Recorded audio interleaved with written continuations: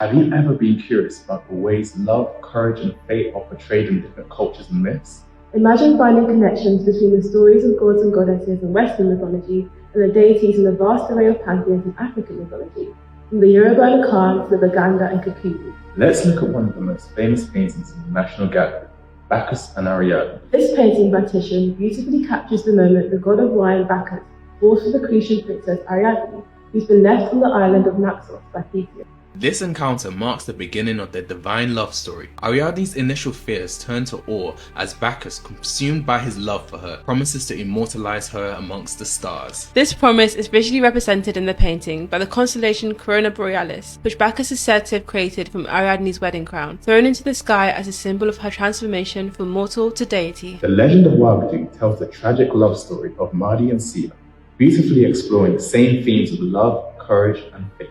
The story is set in the Wagadou Empire, which was prospering under a pact with Bida, a seven-headed serpent that demanded a beautiful girl as a sacrifice in exchange for rain and gold. Siya, chosen for her beauty and purity, accepted her fate. However, Maadi, her lover, vowed to oppose this destiny. Despite Siya's plea, she feared that defeating the serpent would cause the end of their land's prosperity. On the night of the sacrifice, Maadi surprised Siya, who was chained to a golden stool by a well, but the seven-headed serpent Bida emerged to claim her. Each head appeared one after the other in reverse order, marking the sacrifice of Siya as pure. The first head to appear, labelled as the seventh, resembled a normal snake. The second head to appear, the sixth head, was a vivid red. The third in the sequence, the fifth head, was as white as snow. Following came the fourth head, as black as the abyss. The next head, numbered third, wrapped in flickering flames. The second to last head glistened as though it were made of gold. And the final head, to emerge last, shimmered with a metallic silver sheen. Despite Siya's fears, Maadi defeated Bida, but the serpent's dying curse brought drought and despair to their empire. Now you see, Ariadne and Siya's stories both begin with abandonment